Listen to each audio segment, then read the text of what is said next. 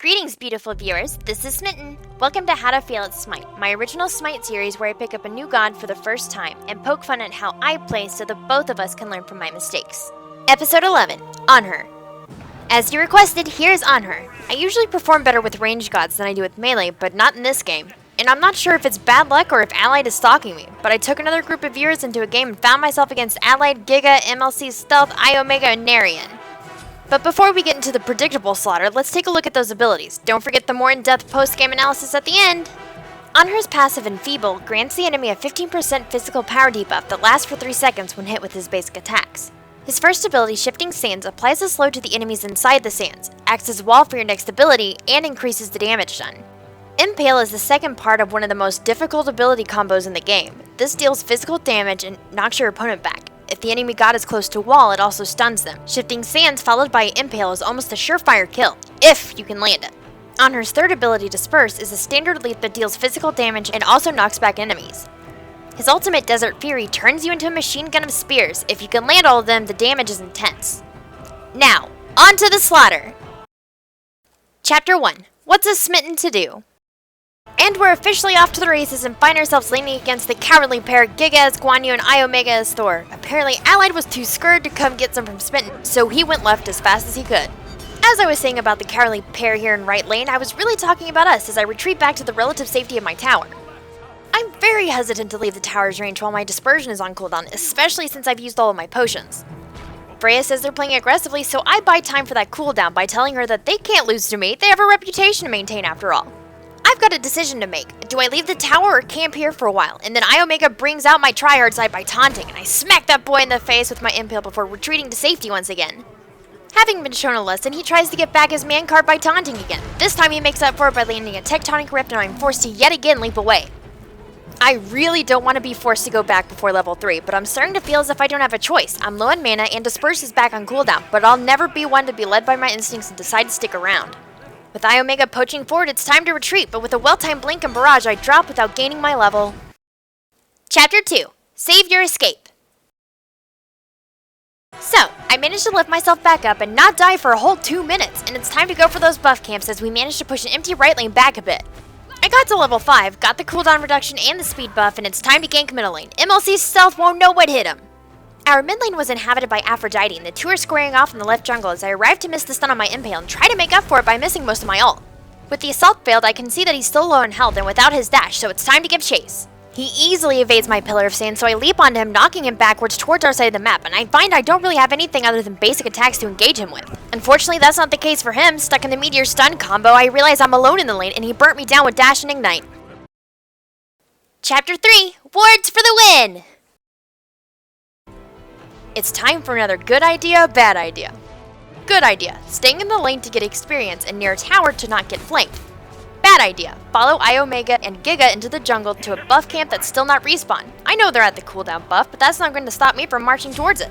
They predictably emerge with a dash and stun, and I try to find the mark to hit Disperse. Freya lifts my assailants, giving me enough time to land the jump and make an escape. As I enter the lane, I throw up Shifting Sands to ward off their aggression and get back under the tower. And then remember, my impale is still up. Being a cowardly lion, I'm too far back to get the stun on a wall, and Iomega has too much mana to make me feel comfortable in pursuing, so I finally decide to take a health potion.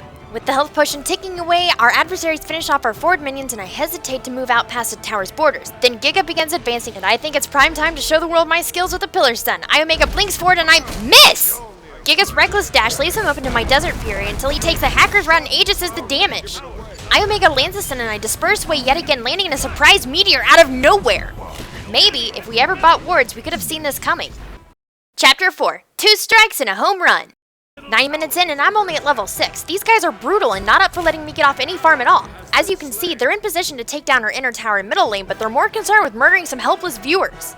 Hades, played by Narian, is out of position and I feel confident I can down the Lord of the Underworld. That is if I can position my pillar correctly. As Hades gets to the lane, I prematurely pop my ultimate and worse yet, can't decide on a target. I leap towards Ymir and with our team gathering and them being between our tower and Phoenix, they're sent packing. Iomega eats an Afro stun and with my bonus damage, I'm barely able to auto attack before he leaps into the air. Now it's time to make a decision of who to go after next. I consider going after Hades, but Thor is still hovering above me and I look to see where he'll land. With Thor gone, Giga gets jumped on by Loki and dropped almost instantly while Stealth locks us all in a combustion stun. Now all that remains is Narian on Hades and we're out for blood.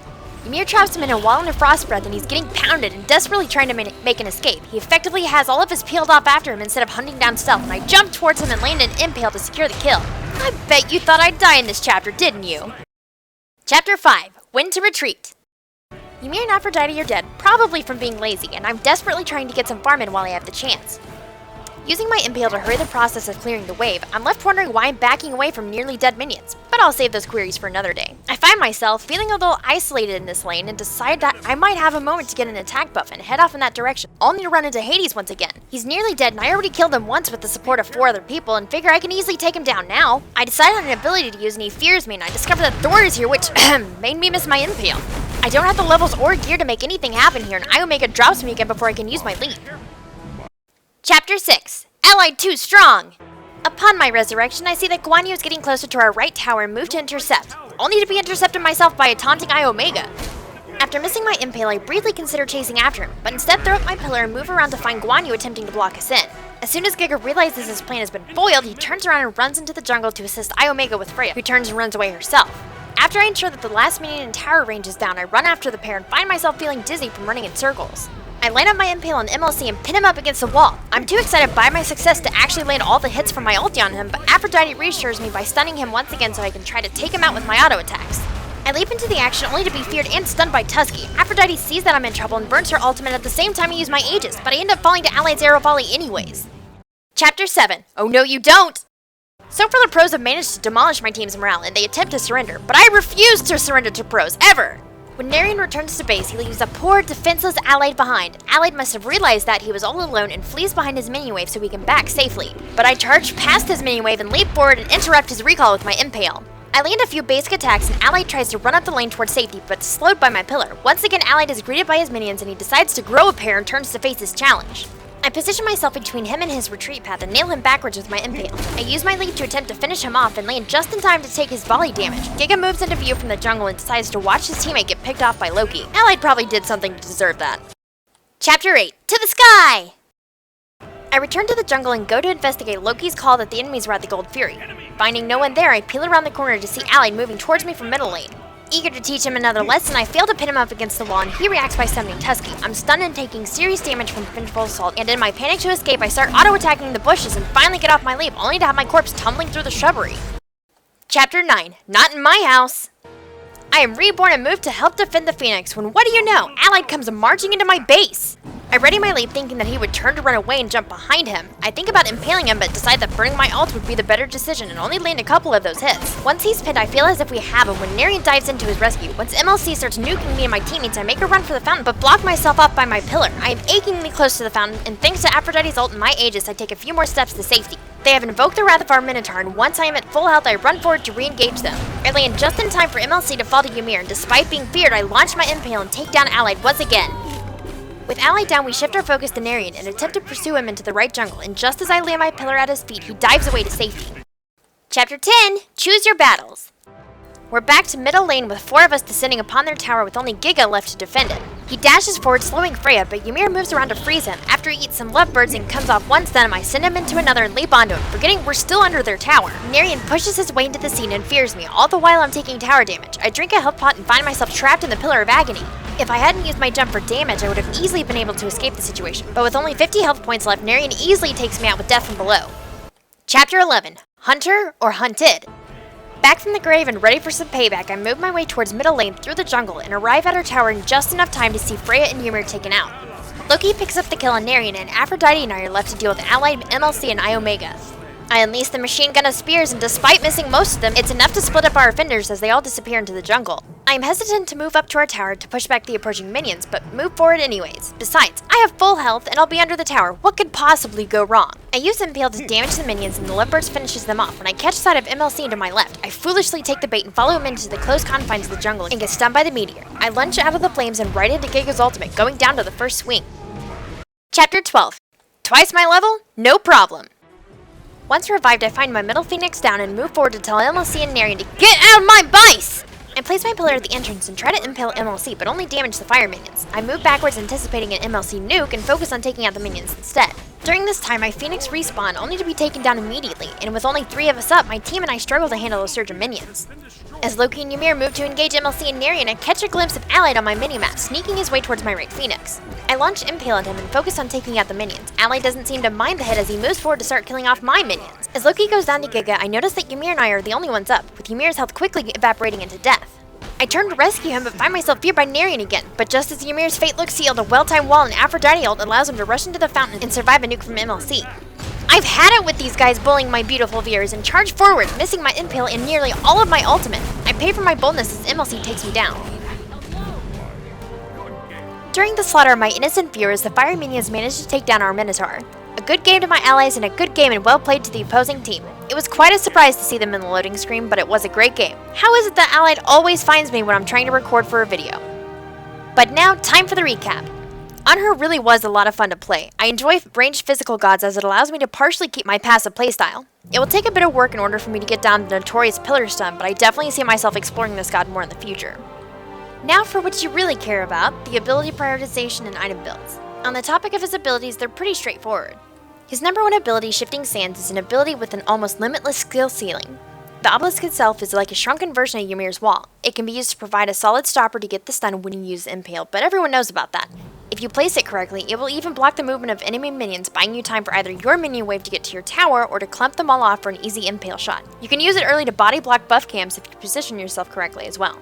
Beyond the pillar, it of course provides the slow and all-important damage buff for enemies standing in the sands. The slow starts at 15% at one level and maxes out at 35%, while the damage buff starts at 4% and maxes out at 20%. I recommend leveling this second if your opponents are being too aggressive and maxing it second. If you get really good with working around Shifting Sands, you may consider moving it up in prioritization. His number 2 ability is Impale. This ability tosses a spear, delivers a large amount of burst physical damage scaled by 80% of your physical power that will also penetrate minions, making it great for clearing lanes and knock back enemy gods. If they hit a wall or your pillar, they're stunned for 1.1 second at level 1 and 1.5 seconds at level 5. Throw a point into this at level 1 and max it first. His leap Disperse is his number 3. It isn't the fastest leap when it comes to ramp up times, but it's well ahead of the slowest leap which belongs to Odin. All it really does is deal physical damage scaled by 50% of your physical power, knock back the enemies in a 15-foot radius, and help you either close the distance or make an escape. Level this one at either level 2 or 3 depending on how aggressive your opponents are and max it last. His ultimate is Desert Fury. Anhur fires off 8 spears in rapid succession, with each spear doing 75 to 155 physical damage and scaling by 15% of your physical power. That's 1,240 base damage if you land each of the spears at max level.